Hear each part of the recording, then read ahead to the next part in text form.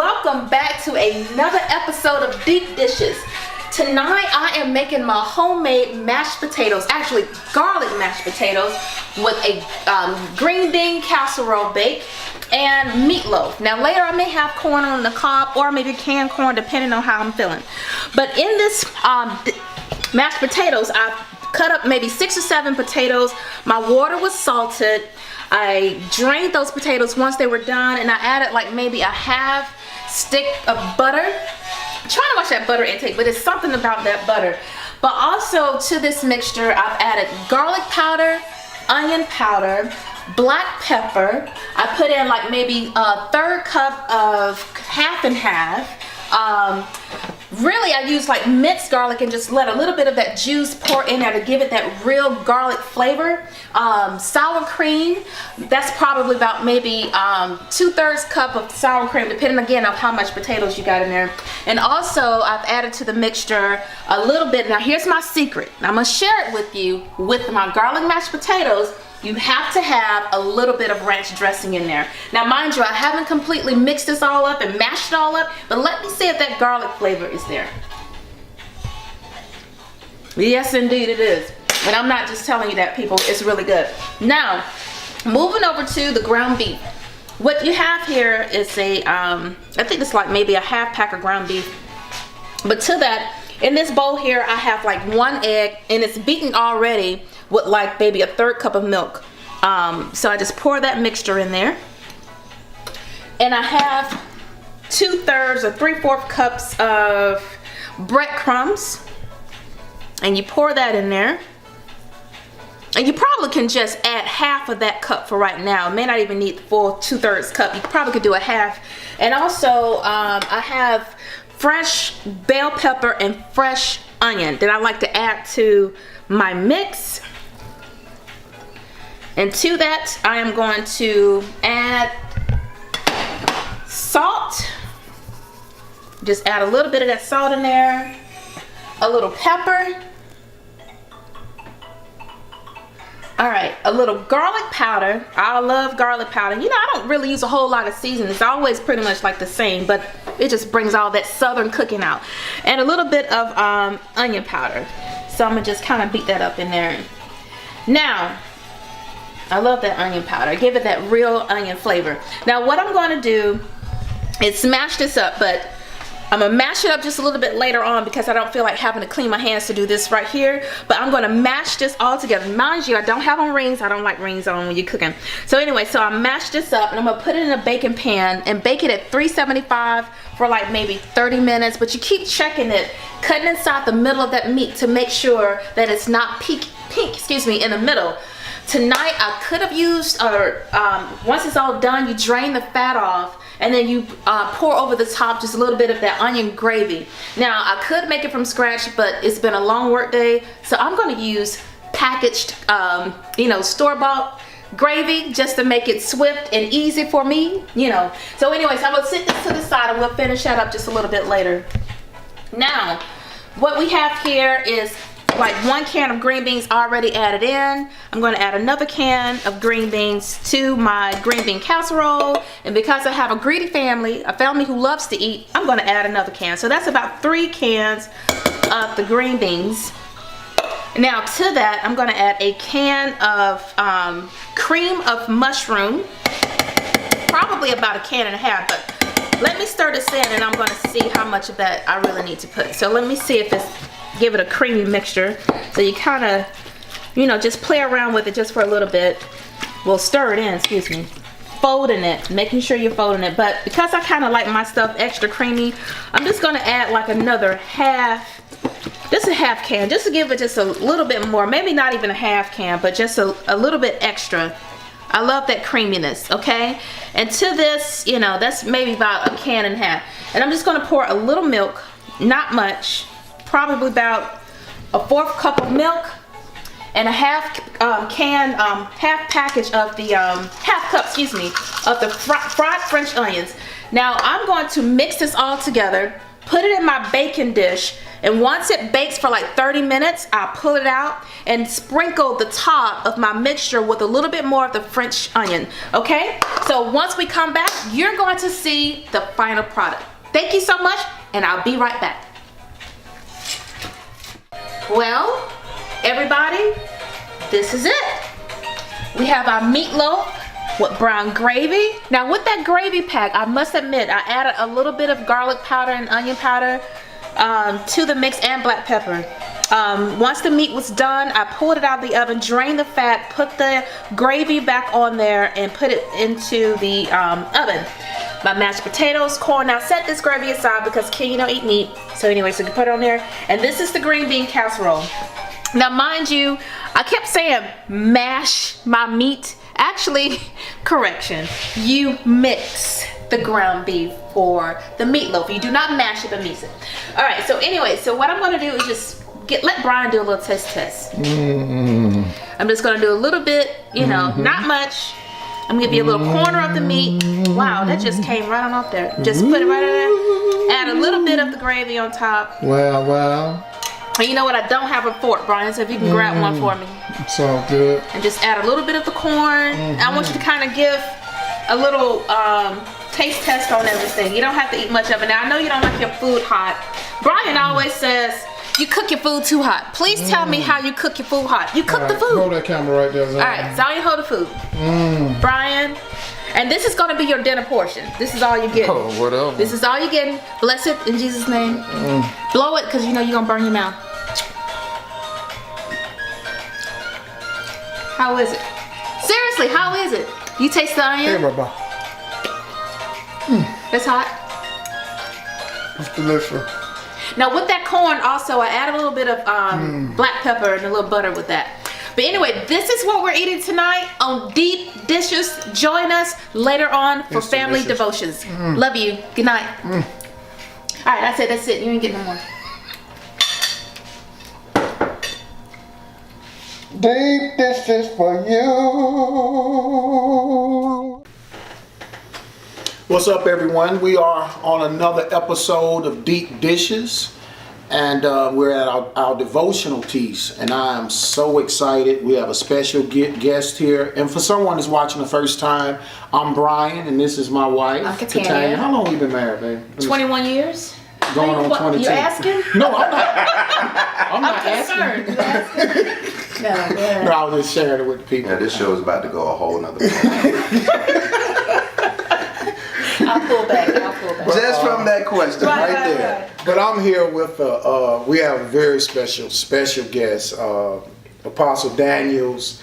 We go way back 30 years. 30 years, bro. Orlando, when I met you, some call you Half Pint, but yeah, a long time. I call you O. And when I first came here to Atlanta in 1989, I think 89, 90, I met you. So I just want to hear your testimony. You share our story, how we met, what God has done. I know that's going to be hard to do in 20, 25 minutes.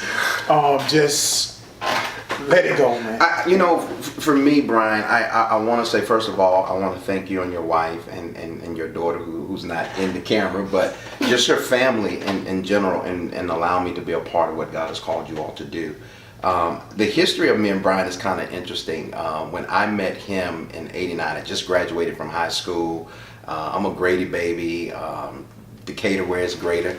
So you know, Katyanya's a Grady baby too. Yeah. So I meet Brian. You know, we had just moved in this neighborhood off, in Decatur off of Memorial Drive, and meeting him, he was different. He was, when I say different, Brian was different. He just, you ever heard on Sesame Street, one of these things don't look like the other one. One of these things don't belong. He didn't belong. He just didn't belong with with the crew that Right, so right. And he lived, he had a roommate. His name, Darius was his roommate. But the common ground, or what gave us the interest in regards to our relationship was music. He was a rapper. I was a rapper. I was pursuing a music career from a secular perspective. He was Christian. I had never heard nobody rap Christian music, and and he was coming and he was on fire. He had some some fire coming out of there. Had bars. He had skills. Bars you know? on bars on bars. Yeah, he had it. So it was different. So I was always in awe and amazed that here's someone that's able to minister about Christ, never had to curse, and he can just flow. And here I was just on something totally different. But the unique part about the relationship that God had given us was our common ground or our commonality in regards to music, just rapping.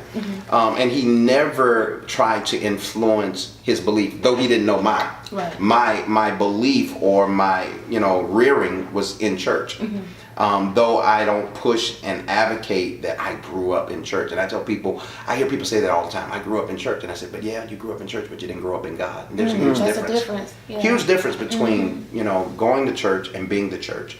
And so, the example that Brian was, amongst all these heathens, who was living a certain way, we smoked on the regular, we drank on the regular, we sexed on the our neighborhood was just yeah. We was we were something else, and so interchanges with the police officers. Yeah, so Brian would literally hang out with us. He would be Christ. Literally, he would sit amongst sinners.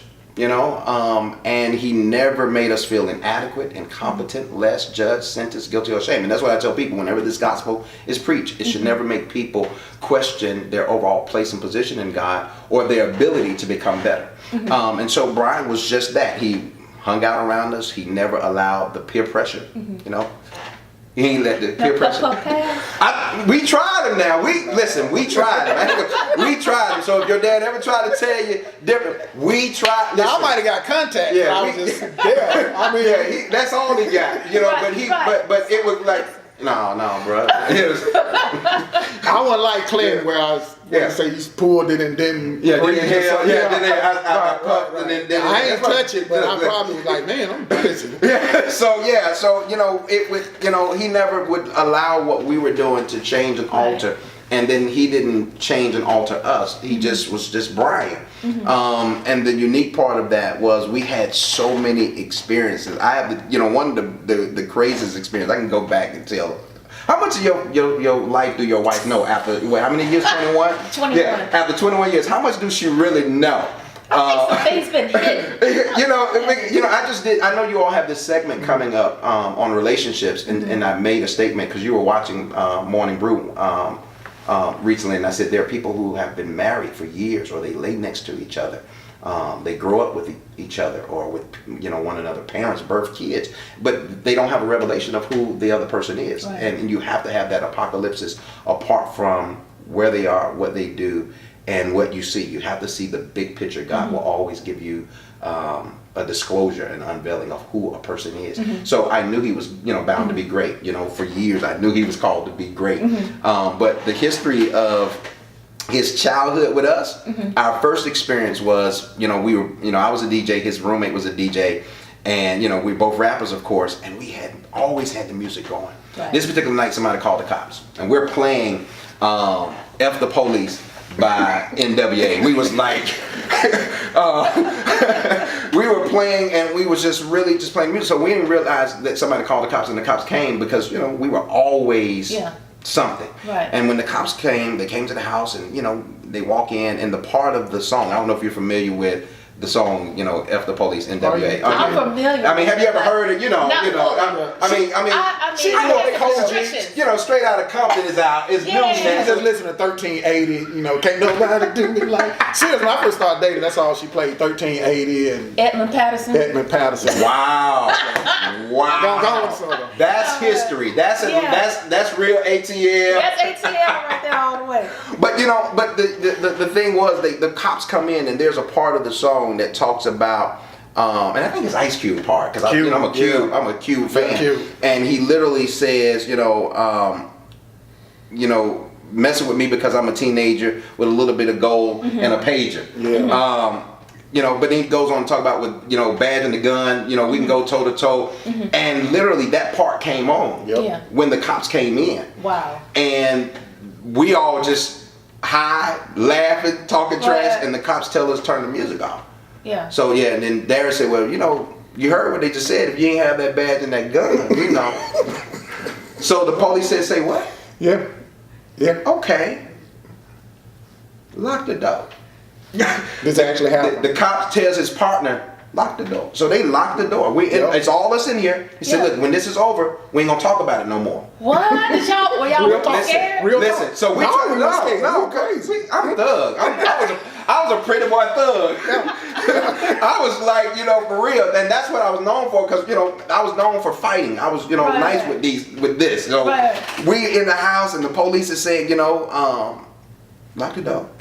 After this is over, we ain't gonna talk about it no more. That's right. But so what you say? So he takes off.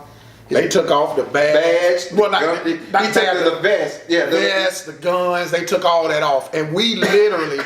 It was my sister Adrian had given me this whole like little, not dining room, but a furniture set.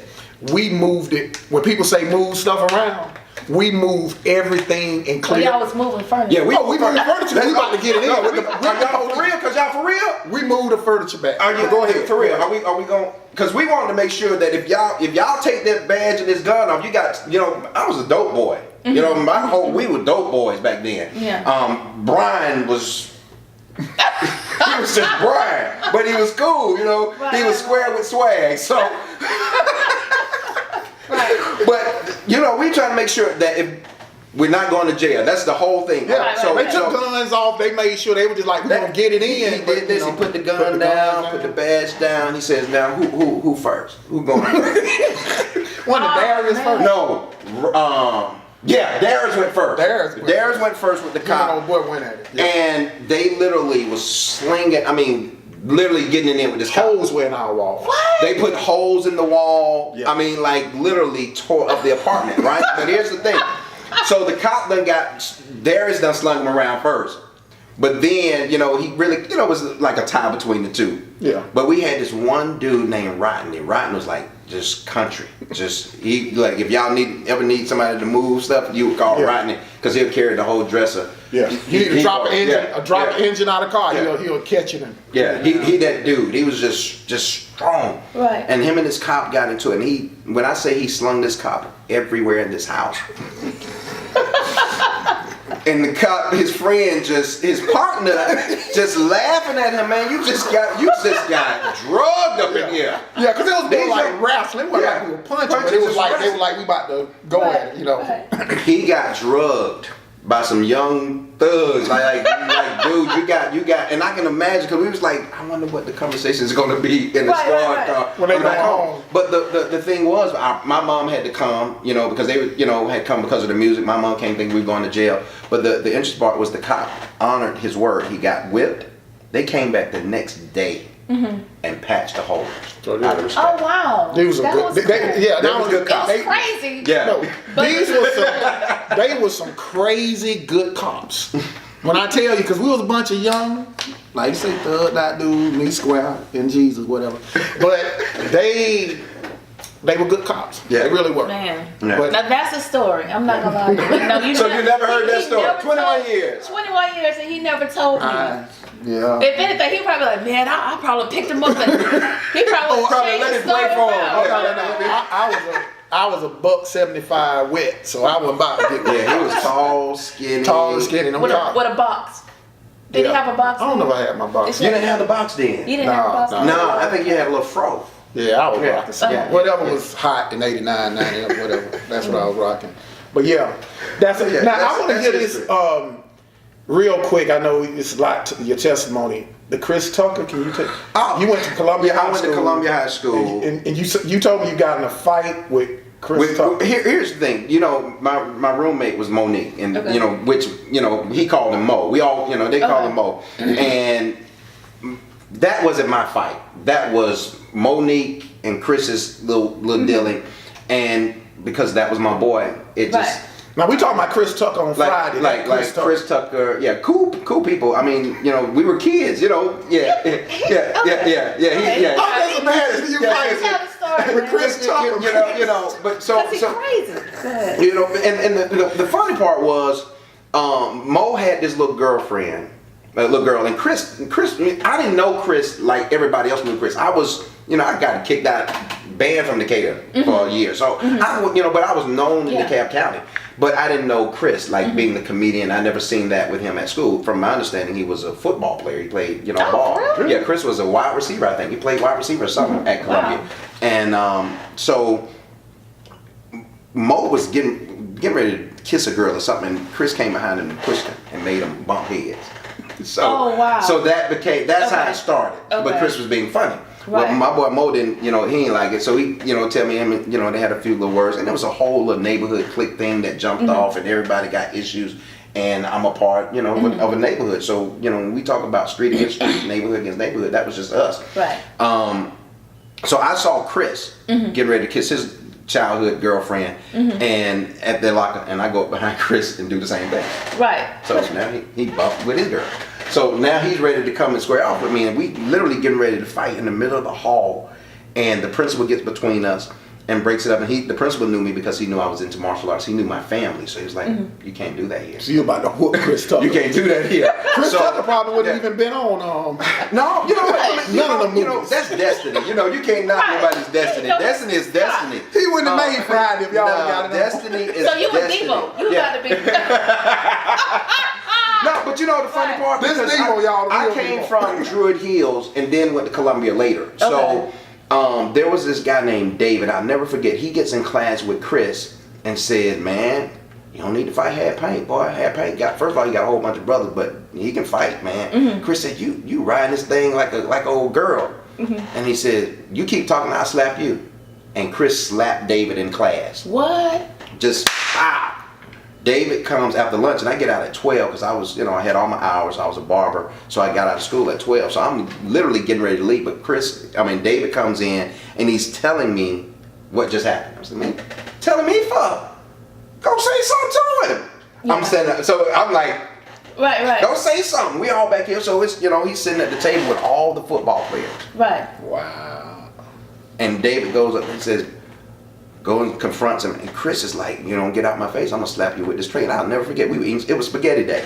Y'all know we got pizza. Spaghetti day. Yeah, because you got certain day. Pizza on Friday. Man. Look, if you in high school, these kids don't know nothing about the square pizza. Right. Oh yeah, But see, Avondale had it with the fries though. Yeah, you got pizza and fries. You got pizza and You fries. got to get the little ice cream, strawberry. Yeah, see. Yeah. Kids don't know nothing they don't about. know about They don't the know Summer bar. nothing. They don't know You know about what none of I'm that. No, saying? you got to have a little extra money to get the little extra stuff. Right. I There. ain't gonna tell you the story.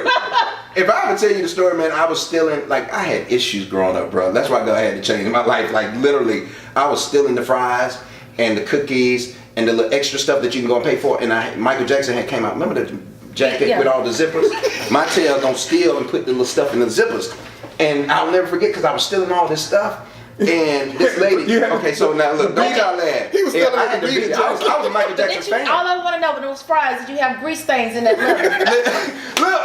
look, in every pocket. So, but the crazy part, because I was stealing, all this stuff and then come out and sell it for a cheaper price. And so I don't want y'all to laugh because I don't want to forget telling you the story about Monique because I don't want y'all, Right. But here's the part, because y'all know the people with the little short. I don't want to do that. Don't. But There the we short go. arm. People got this, handicap with the short arm. Right. This lady, I had been stealing for a while, and I'll never forget. The lady told me, "Come here," and she had that little arm, bruh, and she unzipped with the little arm. Look, she unzipped. You rubbing off on me. So she unzipped, and then all these fries and cookies start falling out. So yeah, man, I had issues growing up in school. So with the beat it jacket. Okay, with the Michael Jackson. So look, I wasn't supposed to fight Chris. So long story short, David goes up, and it's spaghetti day, and David goes up to Chris's table with all the football players. I'll never forget, man. Chris telling me, "You don't move, I'm gonna slap you with this lunch tray." And David is acting like he's getting ready to walk away, like, literally walk away. And Chris goes back to eating. David takes a chair. Y'all know the cafeteria, there was a kind of rubbers, that plastic that they use for the chairs. Yeah, the old school chair. He done took the chair and boom, bust Chris in the head, and Chris' face went right in the spaghetti. It was crazy. It was Chris fun. Tucker. Yeah, that was fun. Straight fun. Chris. So, long story short, I end up getting a fight with Chris throughout the whole of the day because I'm laughing. I'm walking out the door just laughing at what happened. So you and Chris Tucker fighting? Yes, like literally. It wasn't my fight. David busted him in the head. The principal came, separated, put David in So I one want to know area. who won between you and Chris. Man, I'm not gonna touch that. I'm not gonna touch that. No, that's right. Don't I'm leave not that gonna touch alone. that. Let I'm it not go. gonna touch that, We're bro. not gonna put that out. I'm not gonna touch that, bro. All I can tell you is this. So Chris is in the corner. Crying. No, stop, man. Chris is in the corner, and in him being in the corner, I'm laughing. This girl said, you know, Hat Paint, you don't never eat nothing. I said, I don't eat. I eat when I leave. And so she gives me this milk, and I'm drinking this milk, and all of a sudden I hear everybody screaming. Chris is running across the cafeteria, like running. But he's running towards me. I'm trying to figure out why is he running towards me? And you know, the lunch line, ain't nowhere to go, and all these people in the line. So I just helped him. So he's running, and you know, You moved out the way. you take a person's momentum. See, he talking that karate stuff now. You take that That's momentum, but here's the thing. Here's what I've learned, and it's the same way in regards to being a follower. You know, being a Christian, is that I was taught if you get them by the head, everything else follows. That's the same way with how the enemy does with us. That's why we're told to cast down every imagination, every lofty thing that exalts itself. That's an argument. So we're often finding ourselves fighting and waging war up here. That causes everything else to follow. So that was all I did with him. You know, I didn't know that kind of principle application now, but yeah, I just helped his momentum. He was angry. And you're just humbly telling us how you whooped him. So that's what happened. So that's You put the karate move I on, did see, not I heard say you. that. Listen, Just know thank you. I didn't say that. Hold on, We you love say you, you Dr. watch. Teacher. Look, Y'all y'all like, y'all have to watch people. But that's basically what you did. You telling us how you put a karate move on. look, The grace talking. I get you, brother. yeah, you Humility. No, it's where I don't want to put out something that may have been told a different way. Right, I got you. Yeah, I don't want to do But that. I believe you, Apostle. So long ago. But you do. That wasn't the only fight you heard about. I mean, you came to one. Yeah. You came to one. He came one time. Had gotten to this fight with some people that was racist. And I had moved away from Brian, but Brian, we were still cool people. Yeah, we check Brian, on each other. He came. I was in the back seat of the police car. Yeah, when I showed up, he was in the police car. I was in the back seat of the police The car. part that freaked me out was all the blood. I was like, man, this was like for real. Wow. Yeah. So, Yeah, you that's got our history. He that's a showed up. rough testimony. Yeah, brother. he showed up. But I want to know at what point did you, or how, oh, well, I guess you're going to get to that point. When did my life change? I mean, when everything is happening, I'm like, how? I've gone through, I tell anybody, never discredit the workings and the dealings of God when it comes to anybody. Right. The moment you, there's a scripture that talks about a gentleman, Zechariah, the 2nd chapter, he had this measuring stick and he was measuring the means by which God could bless. And we have the tendency to measure when it comes to God's ability. Right. Though we don't realize it as people of faith, there are times that we literally put the limitations or the caps. And so for me, I tell people, seeing me Christians, Christmas, Mother Day, and Easter, I didn't grow up in church, so that's not my story. We went to church, Christmas, Mother Day, and Easter, but my mom was faithful. She connected with a pastor, Dr. Ariel White Jr. At Mount Ephraim, wonderful man of God, and was a huge asset and benefit to where, how I've become who I am in God now. But I tell people, I had just signed a record deal. I was facing 45 years in prison for trafficking. I got busted serving the senior vice president of Nations Bank. Wow. You was the senior vice president? No, I got busted serving dope to the senior vice president of Nations Bank. Wow. See, people think, when people consider, when we think about drugs and things of that nature, it's just shown lower, middle class, more lower class people that's doing this. But that ain't the case. Right. That ain't the case. There's more people in corporate America. You'll be surprised. So that was my lifestyle. Right. And, God literally changed my life like overnight. My life got changed, bro, off of I-20. I had just gotten, You're going east-west. no, bro, I was getting off at Glenwood coming from Columbia Drive. So I'm coming west, getting off on Glenwood to go to my dad's who lives in East Atlanta, getting off the exit. But here's the thing, I was listening to Tupac, All Eyes on Me. That was my CD, man, like huge pop. That CD there, that All Eyes, that double, that was the like the best. So I'm riding, smoking a blunt, and here's the interesting part. While I'm smoking this blunt, I could hear God, like literally. So I'm thinking I'm high. So let me put this out because I'm tripping. I'm hearing these voices. I'm supposed to be hearing this right now. And I can, and then my brother was, he was a square. One of my brothers. I got 5. And so my brother Mario, he's driving, taking me to my dad's house. My girl just left me. We just had a kid. She's going back to New York with the baby. My life seemed crazy. They done stripped me of everything. They impounded my vehicle. I'm at 0. And I'm going, I'm thinking, I can hear God talking to me, but I also could hear the enemy. I heard both voices, and I knew the difference.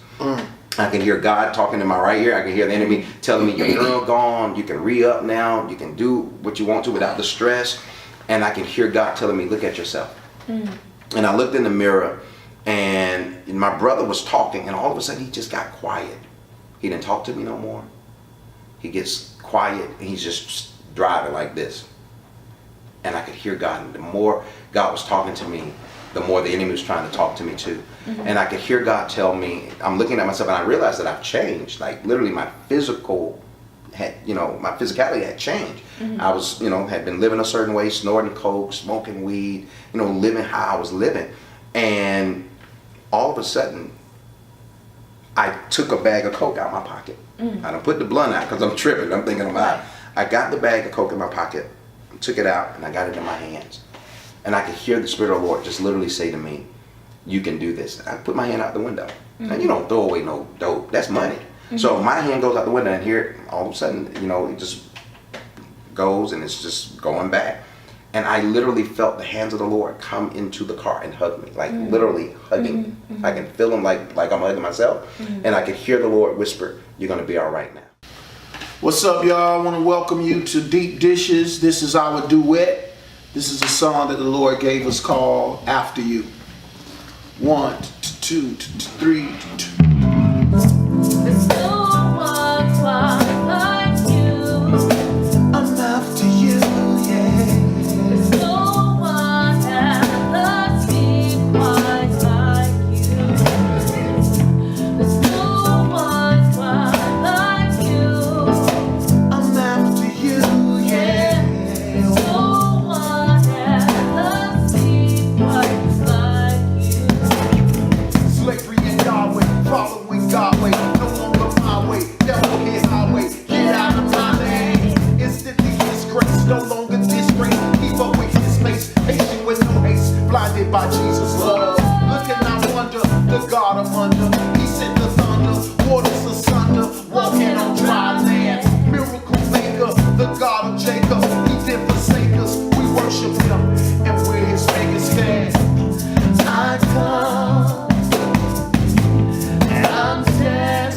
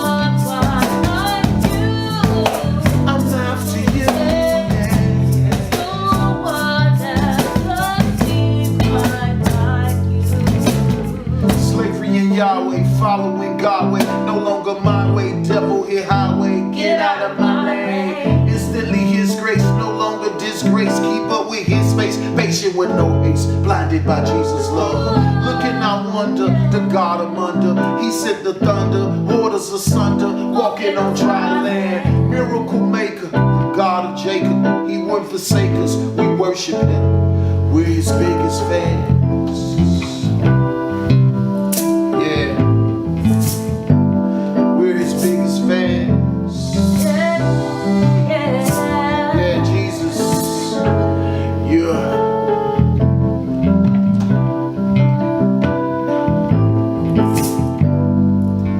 You are. And we're after you.